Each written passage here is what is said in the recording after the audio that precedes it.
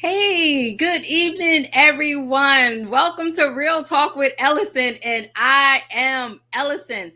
Listen, I am so excited for this show because this is the show where we get to discuss what you, the viewers, have liked all year long. We get to talk about some of the top five that you guys have chosen. But I am not here by myself to go over the reviews. I have none other than my sister, my friend, my ride or die, who says stuff like, sis, what you need? I got you. She is here with me, and we are going to go over the top five. Jaquita J. Hey! Hey, we're back again. Happy to be here with you again, Ellison. Looking forward to this session. We're going to have us some fun and do a little recap. Yes, yes. Hey, Carolyn. Listen, I want you guys to chime in and let us know as we go over what y'all chose were some of the best clips of this year for Real Talk. Hey, Eric, that's my honey, y'all. He's behind the scenes, right? So what we're gonna do is we're gonna go over them at a time. We're gonna introduce the show between Jaquita and I, and then we are going to just elaborate a little bit about the show. All right. So I guess I'll say something like, I can't say DJ play that song, but I can say, hey boo, play that clip. Sounds good to me. Right. Yes, we are going to have fun. This is the end of year of 2022. We're going to bring in 2023, trusting and believing in all things. And we are excited. So let's get started. The first clip, what? What's the first clip, Jaquita? The first clip we have is, if I'm not mistaken, y'all, bear with me a little bit. I think we're covering the end of the year. It's anger. What is it really? Am I Yes. right? All right, Yes, with Quentin and Don. I'm not sure if y'all remember, but hey, boo, play that clip. perfect. Let me say this, and this will might blow your mind. Every episode of anger we experience, it cost us 5 minutes of our life. Mm. Whoa, wait, stop. Oh! I'm And sorry, I'm yelling. I'm no, yelling because for real, that the research is clear on that. viewers, viewers, viewers, every episode of anger cost us 5 minutes of our life. Listen, listen, Quita, I almost blew the mic out with that one right there. Yeah, I agree. I said, wait, I think Ellison forgot where she is. Although this is real talk, I was like, oh my God. Yes, viewers, y'all talk back to us. Do y'all remember that? Right? Not only did he say that it cost us 5 minutes of anger, right? How many of us after that show, which was, I think it was like a couple of months back, continued to be angry? I think I had about two. So I'm gonna repent and ask for my 10 minutes. I think I was angry as well still. And I was like, oh, wait, it's costing time off my life. I have to back things up. It's costing time off our life, and that was one of the ones that the viewers said that stood out to them, right? And Mhm. so I just wanted to really talk about that because yet and still, hey Shirley butterfly. So I just really wanted to talk about that one because anger is real, right? Yes. Anger is real and it costs a lot. It causes a lot of different behaviors. It causes aggression. It causes, people to get so upset where they lash out, they have outbursts, they even killing each other. Right. Yep. So let's chat just a tad bit about anger, Quita.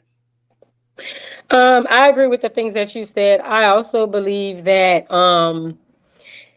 it causes anxiety as well. So that kind of brings us, it kind of shifts us into that direction. As they said, anger takes time off your life. Mhm. I also believe that recapping off what they explained in the show, it's really like when you look at it, it's like, is anger really worth it? Like to me, with certain things, you have to pick and choose your battles, Yes. I would say. So I don't know. For me, I wouldn't say I'm not angry too often. So Yeah. I don't know how much that one refers to me. I'm pretty cool, calm, and collective until you cross me wrong, though. Oh Lord, listen, we had a comment, right? She said, "I wish I had no." What she say? I wish I had known. My life is almost over. My goodness, Shirley, listen, that's why I almost blew the mic out when I heard that because I just look, my life literally flashed before my eyes when he said that, right? And we had one comment that said, I missed that show, but the mic was dropped or the bomb was just dropped. And I tell you Mhm. what, that was an eye opener because the mere fact that at this point, now that we know this, Right. we are giving up 5 minutes. I don't have 5 minutes to spare. I need all my five. So I'm repenting with you at least maybe a good 5 to 10 times as well. So um 2023, hey, that's a good New Year's resolution. New Year's resolution. Listen, 5 minutes. Y'all better start in 2022 right now, today, right? We have got to let go of anger. So if you guys are listening, if y'all just joined in, we were discussing anger. What is it really with Quentin and Don when he dropped that whole big nuclear bomb and said anger costs 5 minutes off your life, right? So Right. we were talking about that, and we just wanted to just say, hey, if you're angry is not worth it. I remember, and I don't know, Quita, help me out with this saying, Mm-hmm. don't lend money that, y'all help me out with this saying, don't lend money that you can't afford to not get back. What's the saying? Don't borrow money that you know you can't afford to pay back. Well, that too.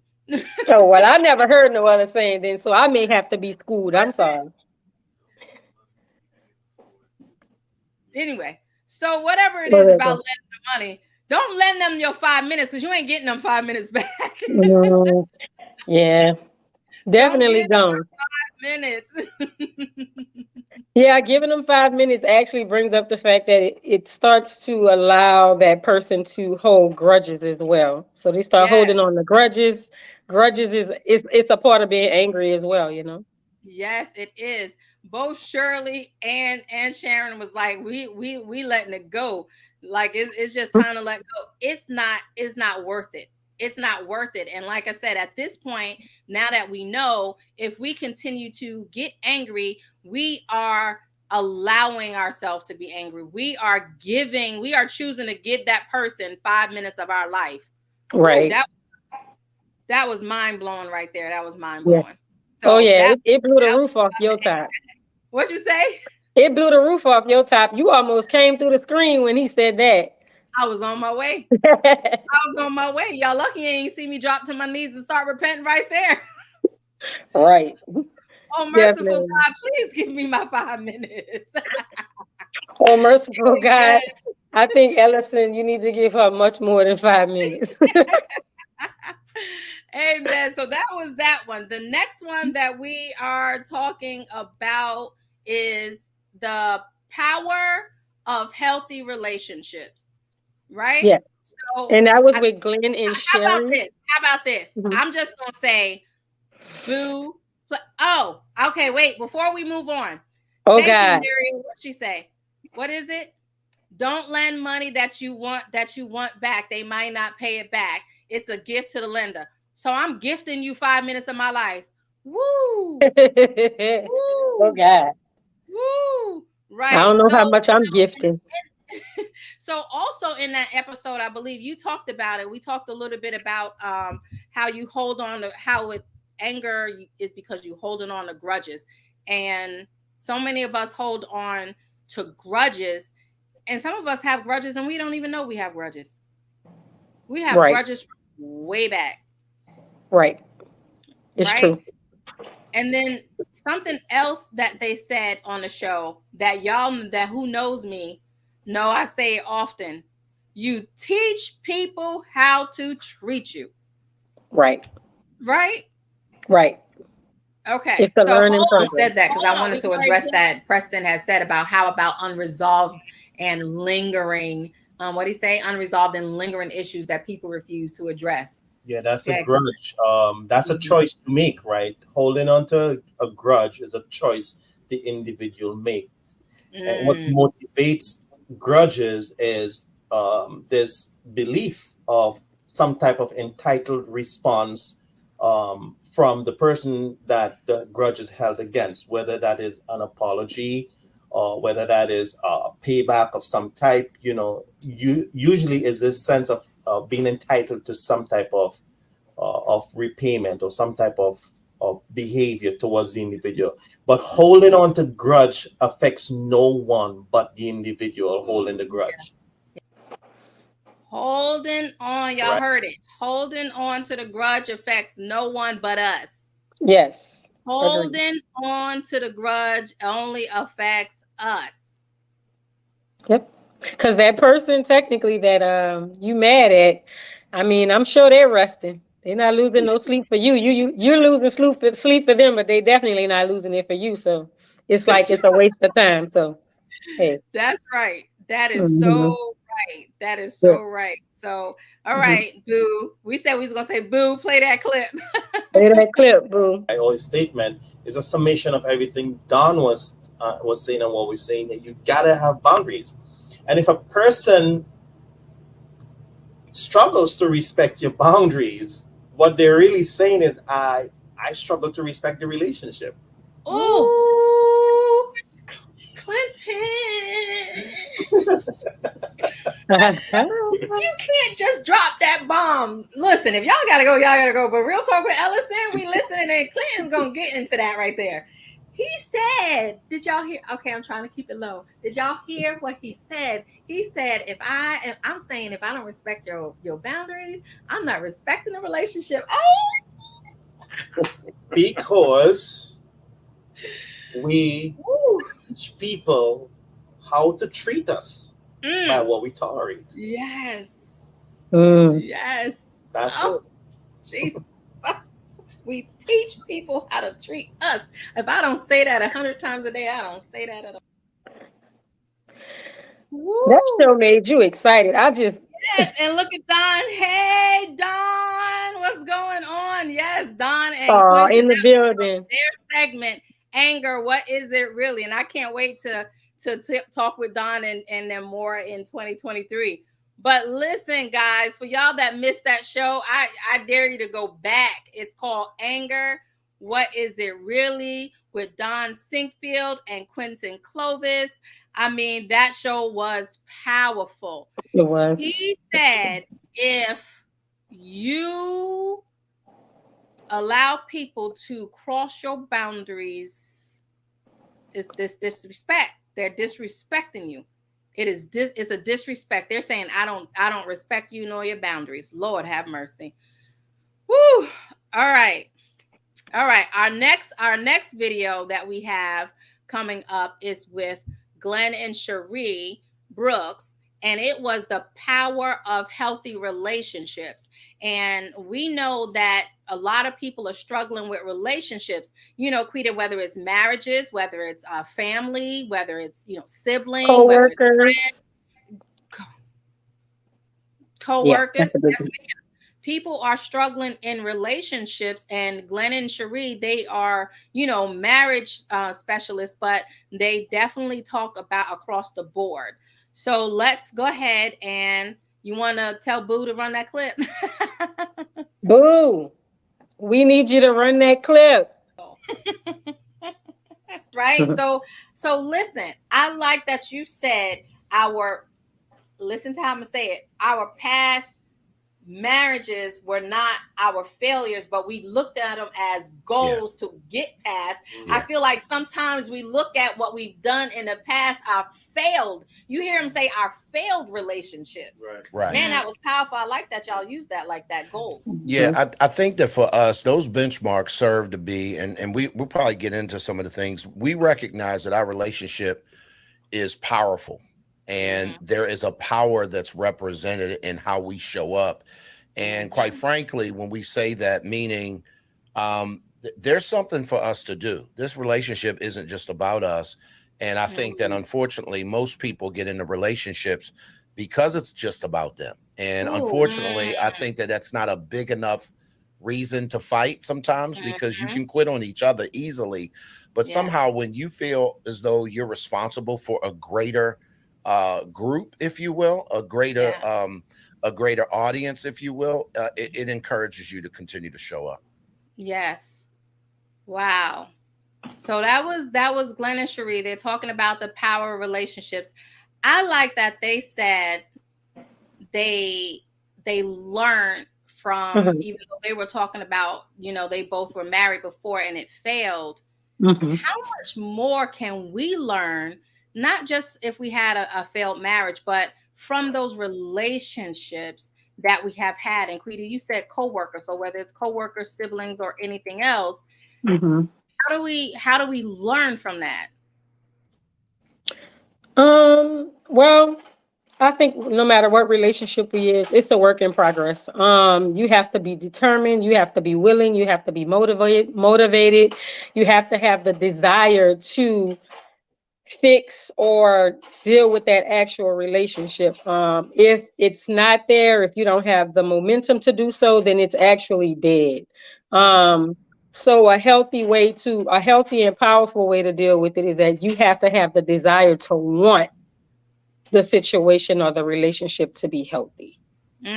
Yes, that was good. That was good. Miriam said, you have to know when to hold them and when to let them go. Whew. Seasons change, right? Seasons change. You see people out here wearing shorts in the winter? No, it's time to let the shorts go. Right. And, and I'm glad Muriel had made that comment, because the mere fact that we hold on and we know the time is up, right? There's continual arguing. I mean, what are some signs that, perhaps it's time to let go of this friendship or this relationship or whatever, the co-workership? Some of it for me is, I don't know, it could be like phone conversations, or you could be in that person's presence and your time that you feel like you're giving them in your space is short. Like, for example, if they call the phone and you press reject, or if they call the phone and you're real short-winded with them, hey, let me give you a call back. I mean, at the end of the day, it's like the energy isn't there. It's like you have to have a positive energy to want things to work. But if the energy is just negative, then you're not going to get anywhere with it. And so that's when you have to internalize whether this relationship is something that you should terminate or continue with. So pretty much the question at hand is this relationship, whether coworker, husband, wife, friends, siblings, just family conflicts, is it worth holding on to you? How much do you value that relationship? No matter how tarnished it is. That's what you have to ask yourself. Ooh, when you lose the trust factor, man, it is so hard to rebuild once that trust is gone. And honestly, you can get, I would say 95%, but you are not going to get 100% trust back. It's broken. I get the 95% thing too. I don't even think it'll be 95%, but I mean, you got to have some type of trust if you want to continue, though. Right. And then it was a comment that says the marriage relationship is just not about you, but everybody you're connected to and those you influence, which that is the truth, right? In most relationships, marriages and other relationships, the minute I start saying I'm no longer including you. And then that's when it becomes selfish. And when it's selfish, it starts going left real quick, right? So another comment was like, if there's some sort of abuse,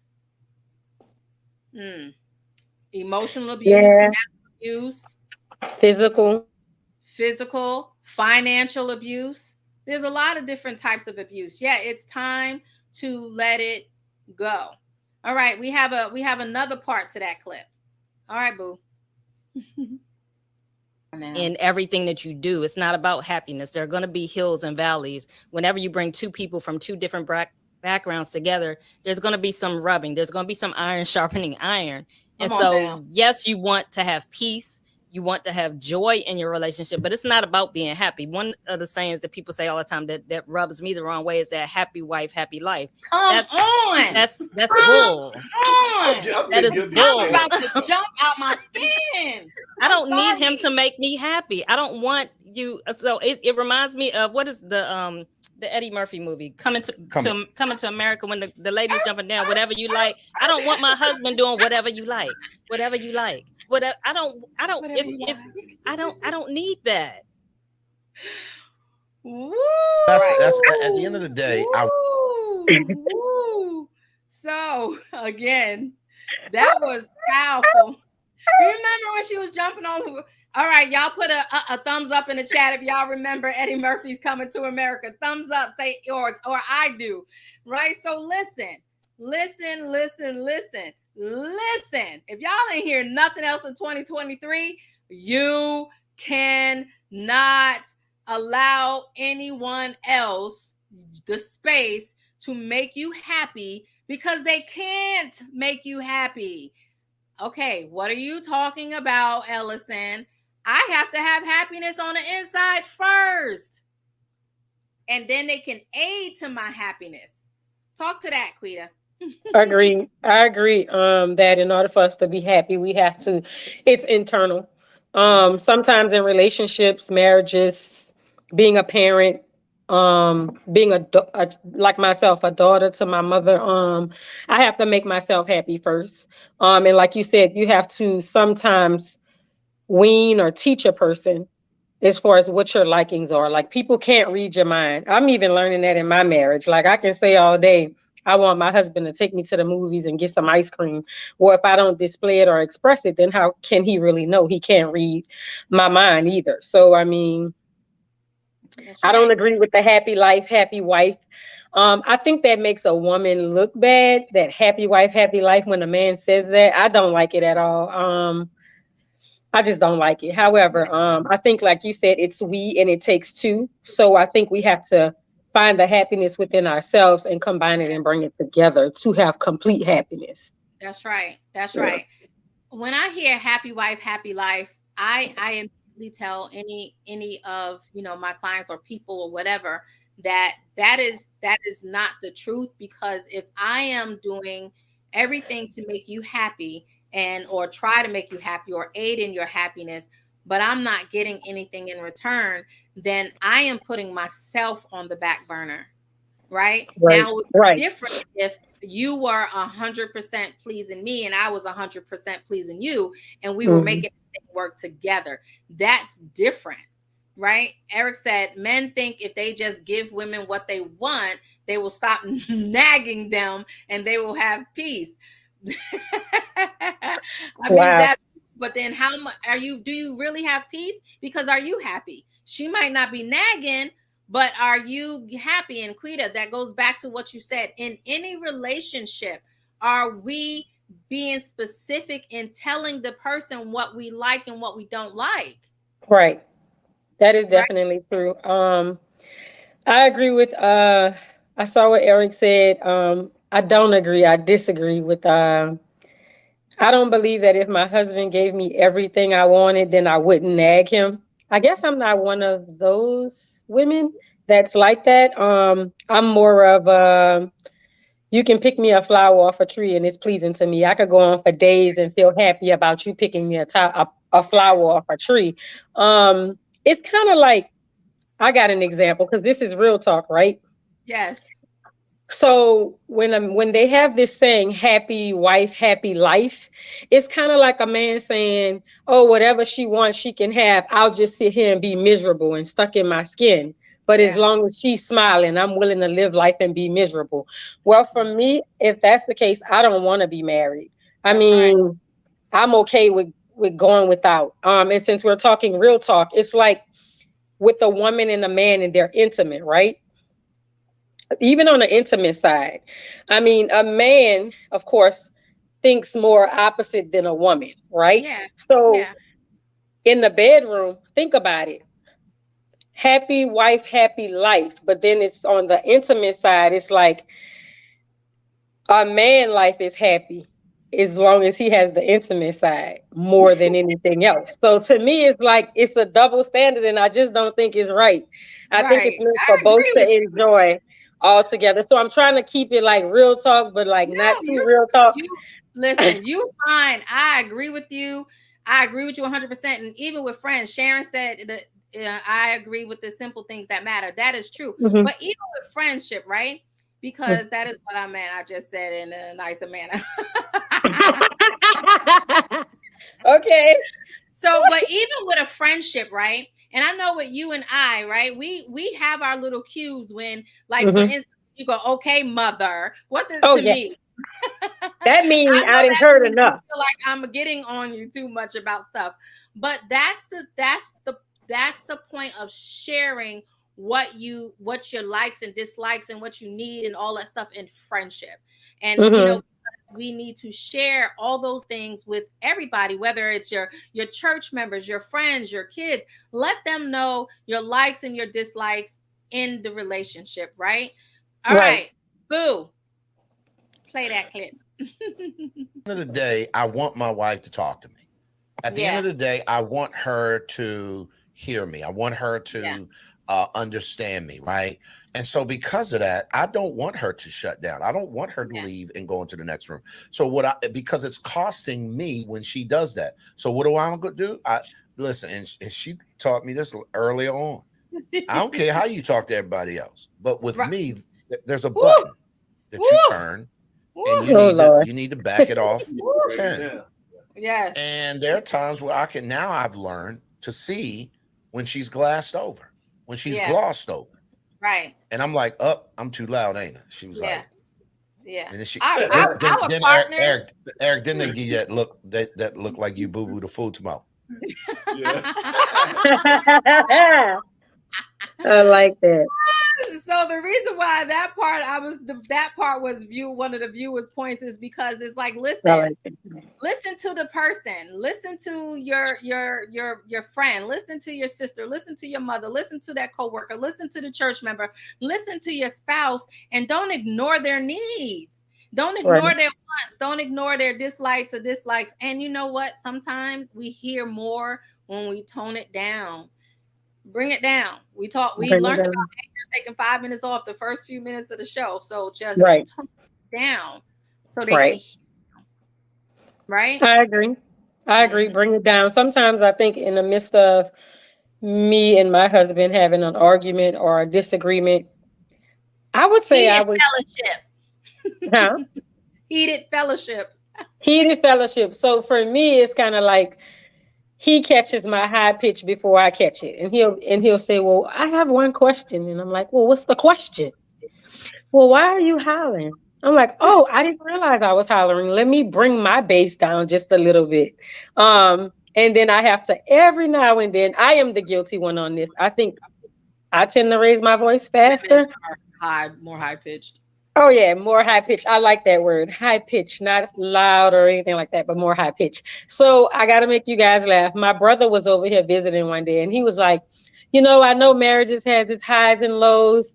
And he was like, um, was that just an argument you guys had? Because that wasn't an argument. And I said, why? He was like, your argument was like, well, no, you said, well, no, you said. And he's like, my arguments, I'm used to, well, no. And he's like, that's not arguing at all. I don't know what kind of marriage you guys have, but that's not even a good enough statistic for me to want to get married. He said, y'all You're make learning. marriage look like it's so fake. I said, You tell them you learning. You didn't get there overnight. right. So, I mean, the high pitch thing, I mean, I'm guilty of it. Toning it Yeah. down. We have gotten better with it. One sign he did recently communicate with me, maybe about 2 weeks ago. As women, you know how we got to push. And Ellison, I know you know what I'm talking about. It's, You got to push. Like if he's in a room and you walk away, then you like, I got to go back because I got yes. something else to say. So it's Yes. kind of like, it's like a gesture. So one thing to have the actual vocal side, but the gesture side can be bad. Swinging the The neck or let me go back nonverbal. up this stairs and tell him about himself. They Yes. observe all that when we do that. So one Yes. one thing my husband said was we were having like an honest moment, just talking, and we were reading the book, of course, I got to throw it out here one more time. My big brother, big sister. Oh, Mary Jane for Punks, yes. So I love the book. It's a great book. But we were talking about it and we were discussing it maybe like last week. And he said, or the week before, he said, when we're fussing or we're arguing, babe, and like I get ready to say something to you, and I say, what? If you say, what you want to say? Just Shutting let me down. have my, he said, let me have it. Right. If I stop myself from saying it, don't try to dig and dig and dig. Just let me have it. And Right. don't come in here swinging your head and swinging your neck. Just let me have it. So Okay. we got into a little argument. It was coming and I said, what? And then I said, you know what? Never mind. I'm going to let you have it. So I'm So learning. I'm what I'm learning. hearing you say, Hmm? viewers, this is what I heard out of all of that she said. Learn how to communicate the way the person that you're talking to communicates. It's important for us to learn how each other communicate. Be Right. aware of the nonverbals, all of this. You know, us women can Gestures. sometimes do all of that and all of this. Be aware of that. That's what I heard. Thanks for sharing that because that was some Hmm. insight into when we need to turn it down and turn and listen to our partners. So Right. thank It's you not so much. just vocal. It's gestures as well. Hmm. That's right. Nonverbals. Uh-huh. So our next one is you announcing that Boom. one? Oh, okay. My bad. It's not that yet. My bad. So breaking the silence. Blooming, I'm sorry, breaking the silence, blooming from the hurt within. Boo Yes, and yes. Natalie. Yeah, that was woo, that was on there. Yes. Okay, so yes, that was me and Natalie. Ooh, that one was a tear jerker. Ooh. Oh goodness. Well, guess what? Okay. Are we ready for Boo to play that clip or are we rolling? Yeah, we ready. I don't think I matter. Who cares if Ellison was molested? Who cares if Ellison was beat up? Who cares if Ellison was raped? Who cares? I didn't even care about me anymore because I started believing what was being said and what was being shown to me. So I started acting like I don't even care about my own self. Whew. You know, and that is hard because that came over into my marriage. You know, when it was Mhm. time to be intimacy, things started erupting in my marriage, and I didn't understand why. And it's because of the past trauma that I didn't deal with. And now here I am, married with children, thinking that if I have my own kids, they'll love me unconditionally. I finally have something to love me unconditionally. You know, I have my husband, but life still happens, and I felt like the world was against me. Mhm. So I don't think I've actually went all the way through that video. Mhm. Um, and I have tears in my eyes now because you know we sometimes when we don't feel as if people care about us, we look for love in all the wrong places. It's true. Um, Queen, I'm gonna let you talk a little bit so I can get Okay. myself together. So. Get yourself together, girl. You got this. Yeah, it's like a saying, I didn't care about myself. So therefore, um, I think everybody experienced different life situations, different types of trauma. And in that moment, even in that actual interview, you were just in a vulnerable moment of expressing yourself and what you previously went through, and you felt like, you couldn't care about yourself. You felt nobody else cared. So in that moment, it was like you was trying to find within yourself feelings to get past the situation you were going through. So, I mean, I think a lot of people at some point in life, whether it's in a teenage years or an adult years or in a marriage in itself too, or any type of relationship, you feel like if that person doesn't care about me, why should I care about myself? Yeah. I'm gonna do what makes me think I'm leaning towards being happy or floating in that direction. So it starts from within. Yeah. It starts from within of you loving yourself and learning to, love you first. It's definitely more inner than outer Mm-hmm. because truth is, if I don't really love myself, right? Right. If I don't learn, if I don't seek how to love myself, how can we how can we tell other people how to love us? How can we set boundaries that of how other people need to love us? We will then become or think we are what people say we are. And we Right. won't have our own mindset or anything else because we feel like I don't love myself. I don't care about myself enough. So, whatever you say about me, or whatever you tell me I need to be, or whatever you tell me I am, then that's what I am. But in learning about loving myself, I was like, okay, if I have children, they'll love me unconditionally. Well, that's not Mm-hmm. have one estranged daughter, so that's not the truth. And I says, well, if I get married, then that's somebody that's going to be there to always love me. I don't have no control over nobody else but me. And Nobody. that's what I learned. I need to Mm-hmm. learn to care and love me enough. And, unfortunately, a lot of people are going through that. That's why we have depression and suicide and different things, Mm-hmm. because people are not caring about themselves enough. Mm-hmm. The other point of that is sometimes, people feel like I need to keep doing, and caring for others more than I care for myself. And that's not right either, because we should take care of ourselves first Correct. in order to take care of other people. Yeah. Correct. Well, Mm-hmm. let's get past that one. Boo, play the next one. Again, as an adult. So at this point, I had to realize that I am now allowing them to re-victimize me. Yes. Right. By pulling on it. But Natalie, it was hard because I felt alone. And I don't know if anybody knows what to feel alone like. I don't remember when I was born, but I remember back to I was 3 years old, and I've been lonely my whole life. I feel like I've been lonely my whole life, and it's just been me. It's Yes. just been me in this daunting, hateful bubble. Right. Woo. Yep. Yeah. So the one we're talking about now, you guys want to go back and look at it, is Breaking the Silence, Blooming from the Hurt Within with myself.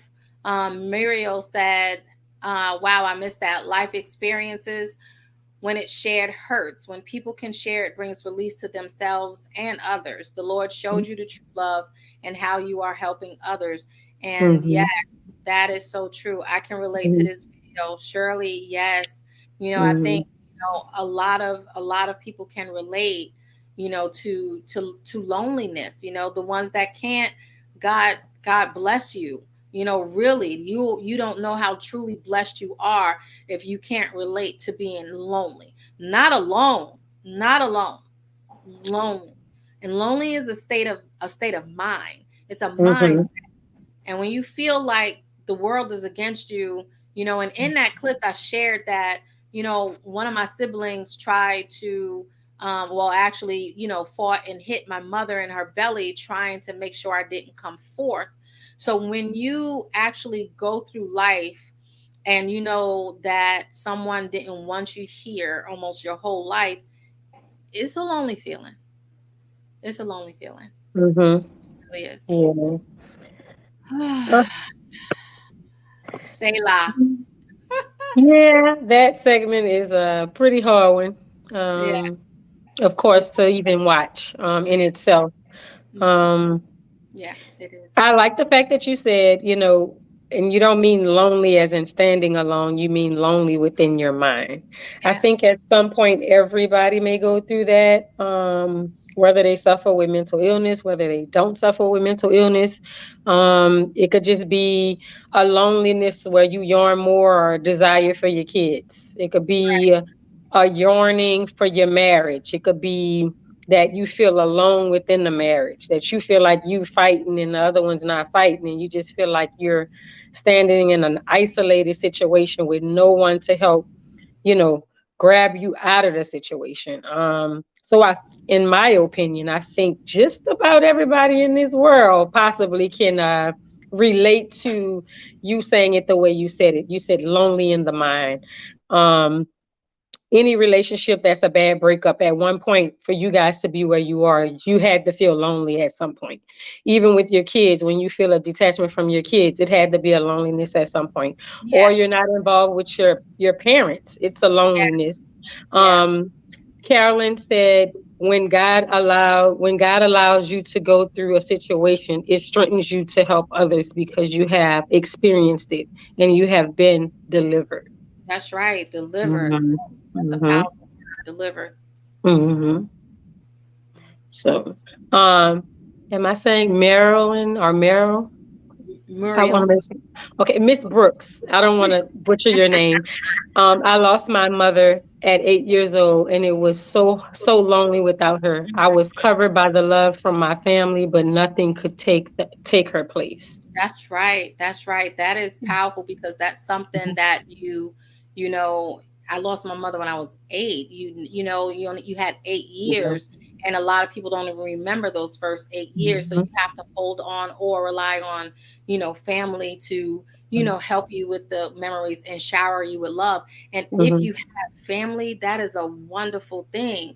It's And a that's why beautiful I thing. said lonely, because my family wasn't there for me.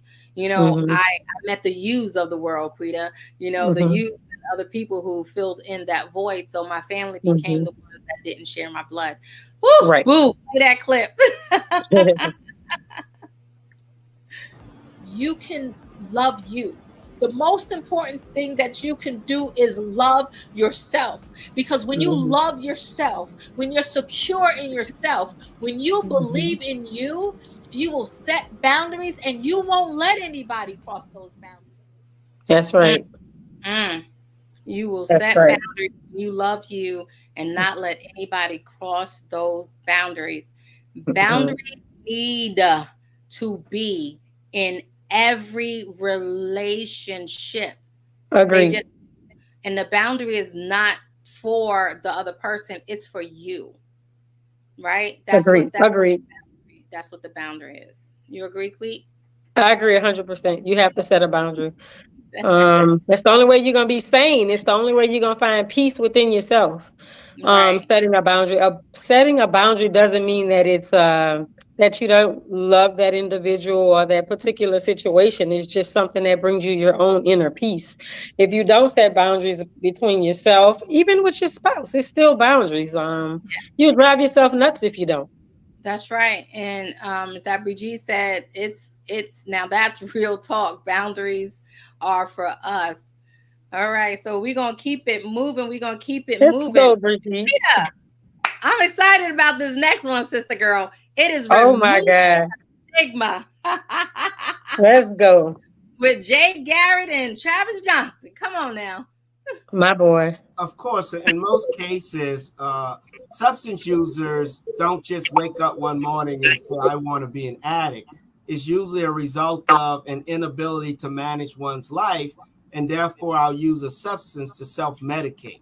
So, more Mm, times than not, I have seen where there are folks who are hurting. And the number one reason for folks using drugs continue to be it makes me feel better. So, if I'm hurting, then drug use is definitely something, especially alcohol, because it's so socially acceptable that mhm, folks kind of use the alcohol as a means of numbing whatever pain they may be experiencing in the moment. mm. Woo. That was you and our brother Johnson right there. Setting boundaries is something that needs to be taught to children. Amen. From birth. Uh, so Amen. so that was you guys talking about the drug use to self medicate. Right.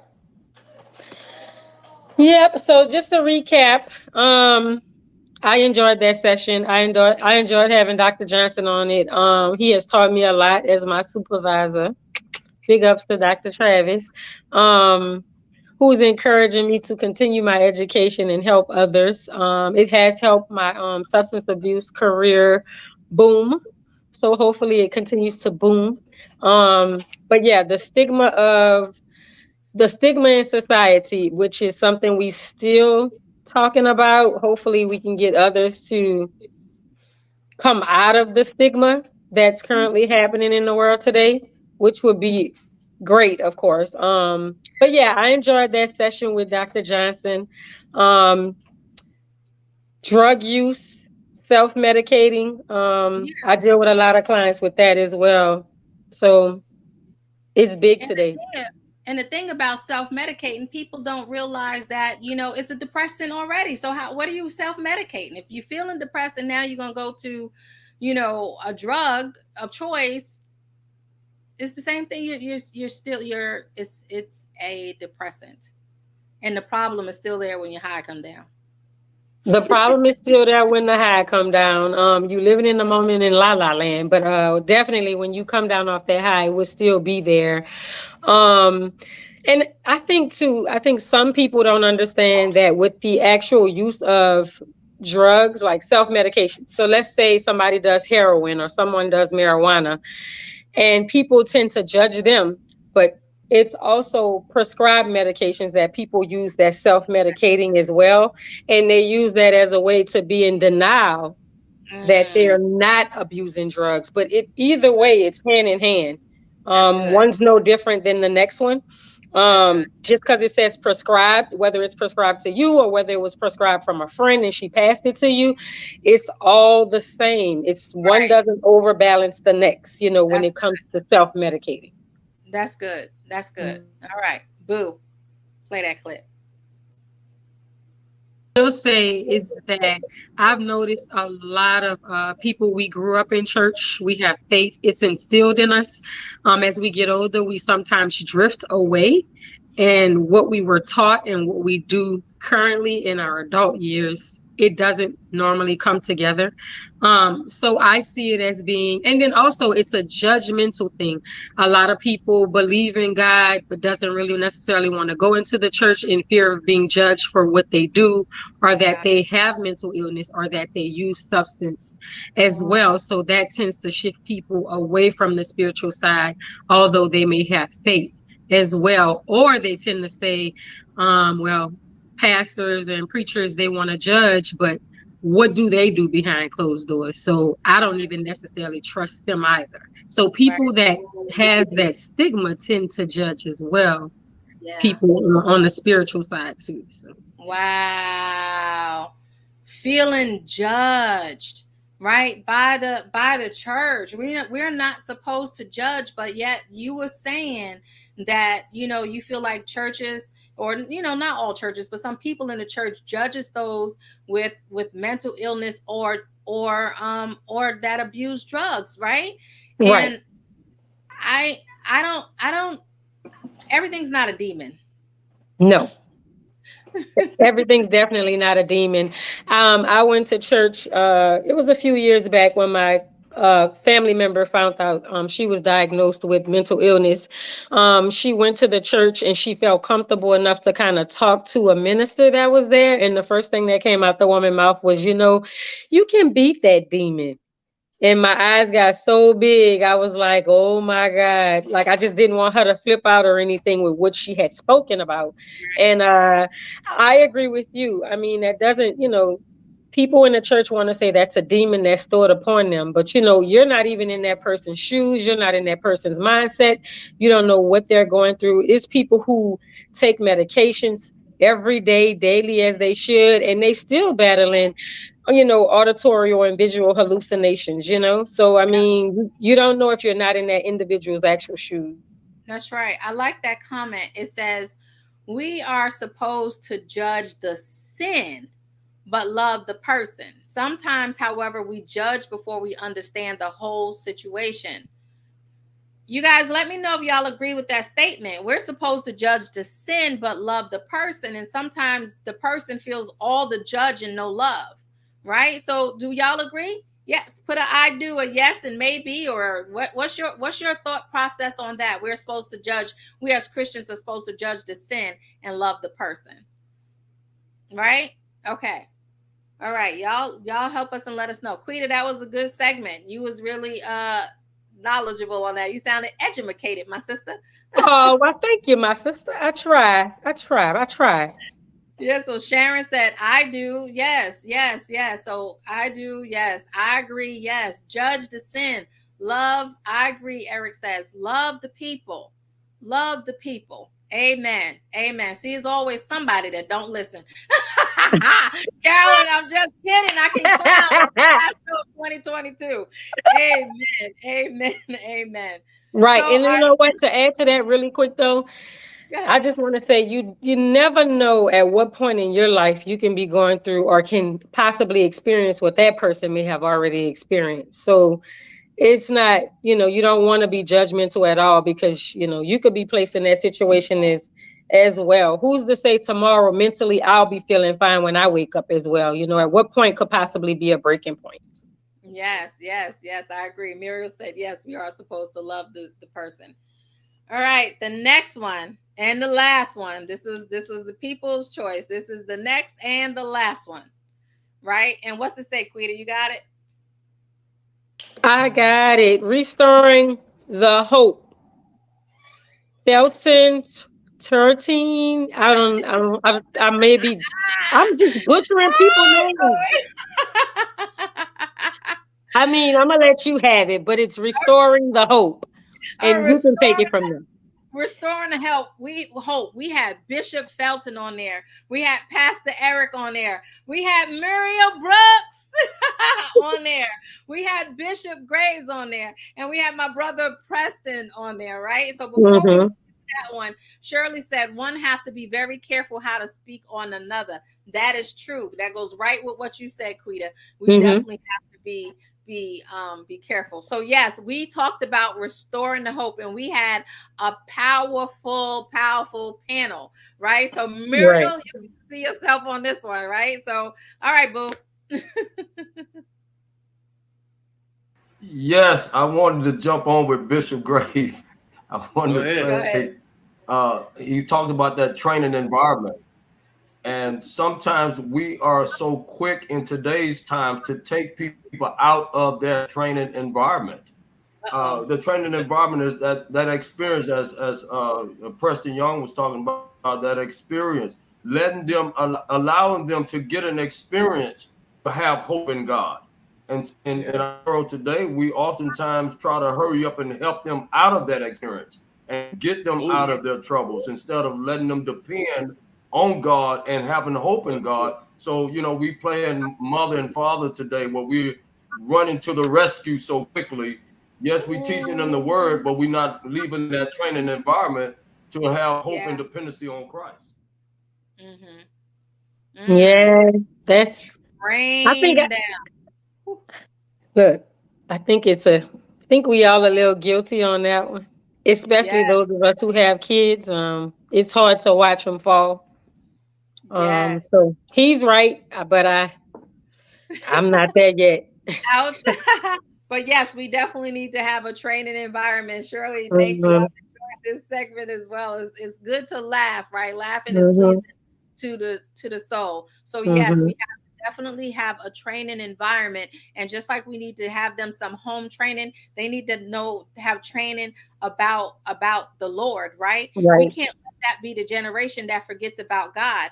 I remember this child jumping on a couch, and I'm like, oh my goodness, like you need to sit down. You jumping on a couch, and the mother said, well, I don't know. They don't do this at home. I said, honey, if your child didn't do it at home, they wouldn't feel comfortable to come to somebody else's house and jump on the couch, right? Amen. I just shut down. She just shut down, but she was like, "You right. I was embarrassed, but we got to train our child, right?" So, all Yeah. What they right, say, spoil a ride, spoil a child. Is that it? Am I yes, saying it right? Spare the yes, ride. yes. That's Better it. rise for the Spare the child. ride, spoil the child. That's it. Yes. All right, we got another clip. Mhm. Let's talk about them for a minute. Okay. Now, remember when they were in Egypt, right? And they were in Egypt for what, about 400 years. Uh-huh. They were in Egypt for about 400 years, and they forgot about God. Mm. They forgot about God. Yeah. Do we see a similarity in America today?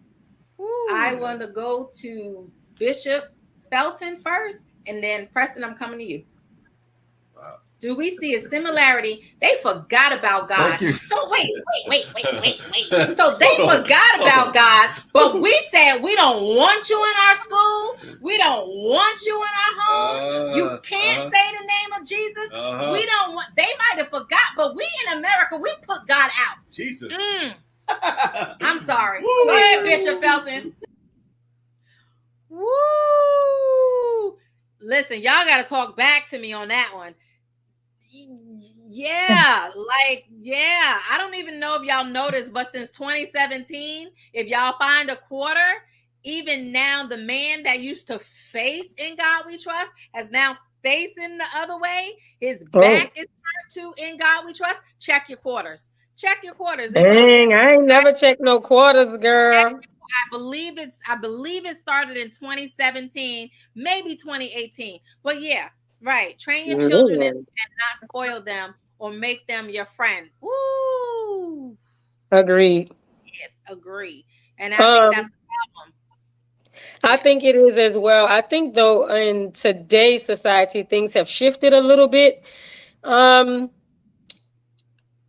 my son is 13, so I do things a little differently. I do agree with the topic that Bishop, that was covered with all of them on the actual show. Um, I would say I'm a little guilty. I've altered a little bit. I still believe, that God should be instilled in our children.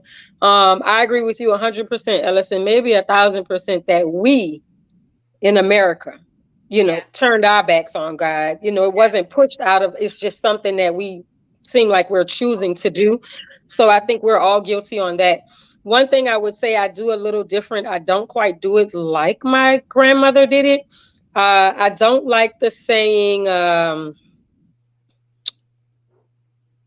be quiet. Nobody not talking to you. Stay in a child's place. I do value my son's opinion on some things. I think back in the day, and correct me if I'm wrong, this Real Talk with Ellison, I'm not against anybody opposing to what I feel. This is just my take on it. I feel like back in the day when we used to shun our kids and tell them to be quiet, nobody asked you, nobody talking to you, get out here, stay in the child's place, instead of seeing what's really on their mind to evaluate the situation, we shunt them. So if it's a situation that's serious and they don't bring it to you, like possibly a molestation situation, like even, well, I'm not going to talk to my mom because she's going to tell me to shut up, stay in the child's place. Like I noticed the teacher told Jeremiah one time, be quiet, don't be a tattletale. Don't be a tattletale. So you're instilling in that child, don't speak on it. No matter how true it is, but that person may have stolen something out of her backpack. They're shunting me. I need to just be quiet and shut up. So you alter the child's mind from not developing to know when and when not to. It's confusing them. So my relationship with me and my child is a tad bit different, but I still hold the fort down though. But I do have my moments where I allow my child to speak what he feels. Right. So just to jump on that really quickly, everything has a balance. Because I did allow my children to voice. However, you're not going to be rude. You're not going to be disrespectful. It's so many, I see a lot, hear a lot, right? I'm not one, if your child shouldn't interrupt you if you're talking, like the same type of relationship and conversation we want with other people, we need to teach our children how to have it. Our children learn how to communicate with us. So if we're letting our children interrupt us anytime they want to, if we're letting our children talk to us any old kind of way they want to, if we're letting our children not listen, right, and we're not listening to them, then we're also, all of this is how we teach them to communicate. If we tell our children be quiet and they know we normally allow them to talk, it's time to be quiet. It's time to be quiet. More parents are being friends and they're letting their kids run amok, and this is not happening. We're not training our kids to be successful when they become adults. So that's my take on that part there, right? And Muriel said, one woman. It was one woman who took prayer out of school. One woman. And where were we at that time, right? So that was That was really good. And the Right. other comment was each generation may worship God a little different, but as long as we continue to worship God. Today, it seems with all the laws that we have passed, America has pushed God out, and we have. We Yes. have. Like you said, you can't say Jesus some places, Mm-hmm. you can't pray some places, it's just different things like that. But you know what?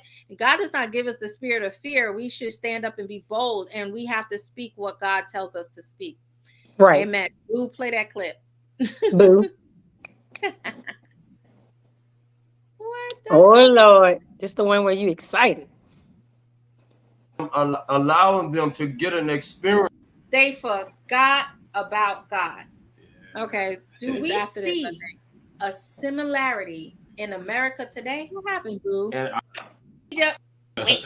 So they forgot about God, but we said we don't want you in our school. We don't want you in our home. You can't say the name of Jesus. We don't want. They might have forgot, but we in America, we put God out. Jesus. I'm sorry. Go ahead, Bishop Felton. And I got to throw in that budget, Preston. I got to throw in that budget. Where's your tithes and your offering? Where's your tithes? Oh, Bishop, I got something for you. Somebody out there. We're not calling no names, right? As we preach to them, like the pastor saying, they have all these bills, they can't pay their tithes. Because they built up their priority. This is what I'm saying. We got to pay them tithes, 10%. You got to pay them tithes. Right, we got to pay them. You got to pay them tithes. Pay your tithes. God will make a way. You got to pay that back. Woo! They were wearing Preston out, pay them tithes. It's been people out there preaching you don't need to pay your tithes. Listen, y'all don't do nothing else. Y'all better pay them tithes. They were wearing them out. Muriel, I don't know if she's wrong, but she was giving him the business. She was like, absolutely not. You need to pay your tithes. There you go. We have one last clip. Y'all hang in there. We almost done. We have one last clip. Yes, you better pay them tithes. Go ahead, babe. We all have come to a point where we lose hope at some point. Jesus said this. He said, of all the prophets, there's none greater than John the Baptist. Even John the Baptist, when he was in prison and Jesus' ministry was beginning to flourish, lost hope. Because in the beginning, when Jesus showed up, he said, behold the Lamb of God. But now he sends a couple of his disciples. He said, go ask him, is he the one? Right? Yeah. Even John the Baptist, the greatest prophet that ever lived, questioned at one point if what he believed was true. But this is what he did. He went back to the word. That's right. He sent somebody to go talk to Jesus to get a word from Jesus. So I just want to encourage you that if you are without hope, or if you are lost hope, or if you know somebody that is hopeless, that even if you had faith and you lost it, to go seek Jesus one more time. Go find the Lord one more time and go see what he has to say about the matter. Amen. Amen. Restoring hope. Yes, that was one of the favorites as well. Yes, pay them tithes. Yes. So that was one of the things, because Quita, we are losing hope here in America. We're losing hope. We're losing hope. We don't have enough hope to even instill it in our kids now. Yeah. It's such a big space and gap in the whole situation that if a kid comes to you out of curiosity and may have questions about, well, why was Jesus this or why was Jesus that? A lot of parents today, for having such a gap in the bridge, like you say, they just left Jesus with God where he was. They can't even explain to their children what took place for the kid to understand. Yeah. So my thing is, start over together. I mean, there's no shame in it, but if you may have not read certain scriptures in the Bible or taken the time to do Sunday school or church on Sunday, I mean, it's never too late. We still alive. We still breathing. That's right. I like that you said that. We have to restore hope. We have to keep hope alive. Listen, guys, y'all have been watching Real Talk with Ellasin, and we have been going over the top 5 segments of the year that you, the people, have picked. And we've had a good a good time going over it. Jaquita, I'm so grateful that you joined me on that. And I just want to say thanks to my honey who was behind the scenes. And you know, this wouldn't be possible without him. And of course, thank you to the Lord. God is my strength. I tell you what, he is my strength and my savior. And in him, I know I have hope. And I thank God that he keeps me each and every day, and he gives me grace every morning. I think of life as a heartbeat, right? If you ever look at the heartbeat, it's up and down, sometimes higher and lower. And that's what it is. And it reminds me, just as long as my heart is beating, I still have life to live. Right. And there's no need to be discouraged. There's no need to be discouraged at all, but just hold on to hope. We have to have hope. All is not lost. God is still in control. He is still in control. And the one thing we need to do is stop turning to the world, stop turning to social media, and turn to the Lord. Don't let us be the generation that forgets about Jesus. So again, I want to thank each and every one of you. Without your viewers, we wouldn't be here either, because it wouldn't make no sense, because y'all wouldn't be commenting. So we appreciate all of you guys for each and every time you show up, you share it, you like it, whatever the case may be. I challenge you even to go back and watch some of the shows that we had talked to learn a little bit more about some things, because we do a lot of educational stuff here. But I just want to say thank you so much again for tuning in. It's been a pleasure. I can't wait to see you guys. We have some upcoming shows in the new year that are going to be wonderful, right? And I want you guys to remember that it's not about the gifts. It's not about the lights. It's not about the trees. It's not about any of that. It's about Jesus. It's about him shedding his blood on the cross so that we can have life eternally. It's not even about life here. It's about where are we making our goal. Our goal should be heaven. So in the lieu of everybody celebrating the commercialized Christmas, don't forget that Christ truly is the reason for not only this season but all seasons. And we know seasons change, but our God does not. So I just want to encourage you to draw nigh and go closer to him in the new year. And again, thank you so much. I have enjoyed each and every segment that I've done. You have been watching Real Talk with Ellasin. Have a wonderful day. Happy holidays. Bye. Bye, Quee. Bye.